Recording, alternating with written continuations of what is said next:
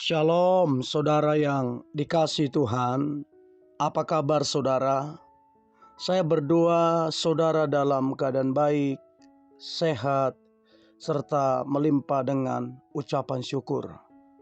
Firman Tuhan hari ini, jangan khawatir. Mari kita berdoa. Tuhan Yesus, terima kasih buat hari ini. Kami ada sampai hari ini karena kemurahan Tuhan. Hari ini kami mau merenungkan firman-Mu. Urapi kami Tuhan, agar kami memperoleh pengertian. Terlebih kami menjadi pelaku firman-Mu. Kami sangat percaya hidup kami pasti diberkati, diubahkan, dipakai Tuhan, dan hidup kami menjadi berkat serta menyenangkan hati-Mu. Di dalam nama Tuhan Yesus kami dengarkan firman-Mu. Haleluya. Amin. Jangan khawatir. Matius pasal 6 ayat 25 dan 26. Karena itu aku berkata kepadamu, janganlah khawatir akan hidupmu, akan apa yang hendak kamu makan atau minum, dan janganlah khawatir pula akan tubuhmu, akan apa yang hendak kamu pakai. Bukankah hidup itu lebih penting daripada makanan, dan tubuh itu lebih penting dari pakaian? Pandanglah burung-burung di langit yang tidak menabur dan tidak menuai, dan tidak mengumpulkan bekal dalam lumbung, namun diberi makan oleh Bapamu yang di sorga. Bukankah kamu jauh melebihi burung-burung itu? Saudara yang dikasihi Tuhan, firman ini berkata, janganlah khawatir akan hidupmu. Sebab penyertaan Tuhan, pertolongan Tuhan itu sungguh nyata atas kehidupan kita. Nah, ayat ini mengajarkan bagaimana kita memaknai dan menghidupi iman itu.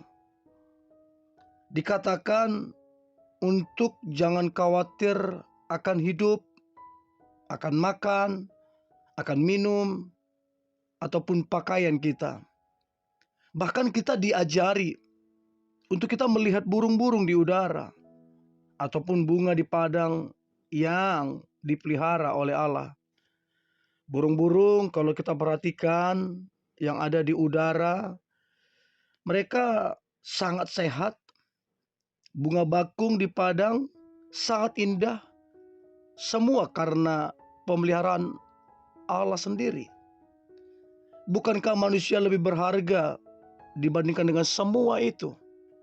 Bahkan kita ditebus dengan darahnya, dengan nyawanya.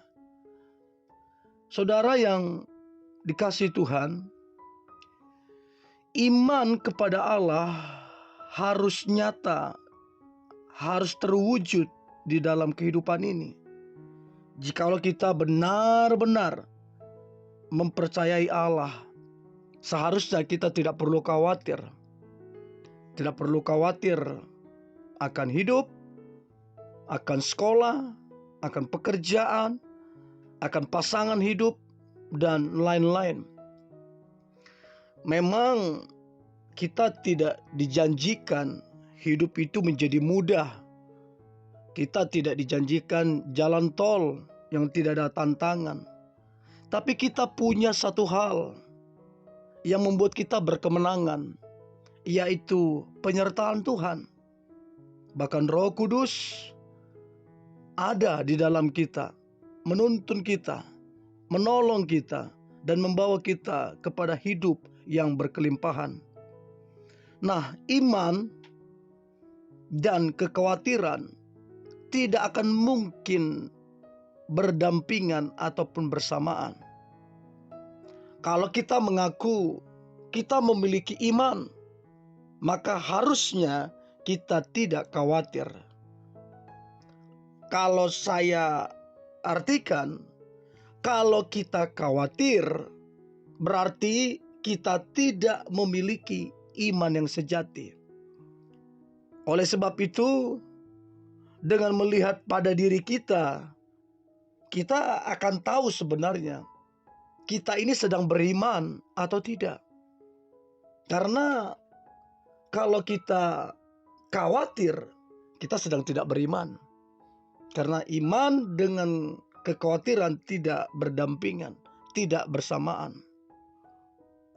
Untuk itu saudara yang dikasihi Tuhan, kita mesti mengenal Allah dengan baik. Kita mesti mengerti firman dengan baik. Kita tidak bisa hanya tahu Allah dari kata orang. Kita mesti punya pengalaman pribadi dengan Dia, sebab Dia Allah yang hidup. Untuk itu kita harus mengenal Dia. Kita juga harus menghidupi firman, sehingga iman itu muncul di situ. Tidak mungkin kita tiba-tiba beriman tanpa pengenalan akan Allah. Tidak mungkin kita tiba-tiba beriman tanpa kita mencintai firman-Nya. Untuk itu iman itu harus diterapkan di dalam kehidupan ini. Jangan cuman hanya menjadi pengetahuan. Kalau iman hanya sebatas pengetahuan, tidak diterapkan, maka iman itu tidak punya kuasa. Tapi ketika iman diterapkan, dihidupi, kita akan melihat kuasa Allah yang begitu dahsyat. Untuk itu saudara, kekhawatiran akan menguasai orang-orang yang tidak mengenal Allah dengan baik. Kekhawatiran akan menguasai orang-orang yang tidak menghidupi firman. Untuk itu, dua hal ini sangat penting. Sangat penting. Pengenalan akan Allah dan menghidupi firman itu sendiri, itu mesti nyata. Kita tidak bisa hanya tahu Allah dari kata orang. Kita tidak bisa hanya menjadikan firman itu sekedar pengetahuan. Kalau itu kita lakukan, kita kerjakan, maka kita akan menjadi Kristen yang hidup terus-menerus di dalam kekhawatiran. Untuk itu saya mendorong saudara, mari memiliki kerinduan untuk mengenal Allah yang benar. Mari memiliki kerinduan untuk mengetahui firman-Nya yang ajaib. Dan percayalah, ketika saudara mengenal Dia, menghidupi firman, dan saudara sungguh-sungguh melekat pada firman, maka kekhawatiran itu akan pergi. Bahkan ditambahkan lagi dengan jelas Matius 6 ayat 34. Sebab itu janganlah kamu khawatir akan hari besok, karena hari besok mempunyai kesusahannya sendiri. Kesusahan sehari cukuplah untuk sehari. Apa artinya saudara? Artinya kita butuh Tuhan day by day. Kalau kita ada sampai hari ini, kita gak usah terlalu memusingkan hari besok. Sebab hari besok punya kesusahan sendiri. Hari besok pun Tuhan tetap menyertai kita. Nah, seringkali pikiran kita terbebani oleh hari esok, bulan depan, tahun depan. Ya tidak salah kita punya planning. Tapi jangan sampai itu menguasai kita.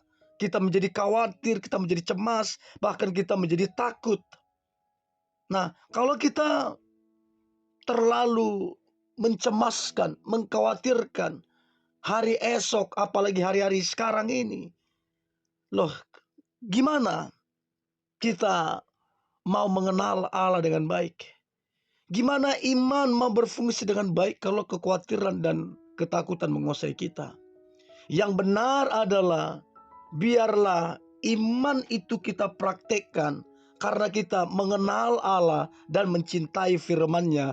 Maka lihatlah, kita akan melihat mujizat dan berkat Tuhan yang berlimpah-limpah. Saudaraku yang dikasihi Tuhan, pandanglah kepada Allah, hidupilah firman-Nya, praktekkanlah iman itu, dan lihatlah mujizat terjadi atas hidupmu. Mari kita berdoa. Terima kasih Tuhan Yesus, kami bersyukur diingatkan untuk jangan khawatir. Sebab kami punya Allah yang dahsyat, yang menyertai kami. Engkau Alfa dan Omega, Engkau ada sejak awal dan Engkau ada di akhir. Engkau ada di awal dan Engkau ada di akhir, dan Engkau menyertai kami. Itu cukup untuk kami tidak perlu khawatir. Terima kasih Tuhan, kami percaya hidup kami penuh dengan berkat yang berkelimpahan. Hidup kami akan mengalami semua kebaikan Tuhan, mujizat Tuhan, bahkan Tuhan selalu ada menyertai kehidupan kami. Dalam nama Tuhan Yesus, kami berdoa dan mengucap syukur. Haleluya. Amin.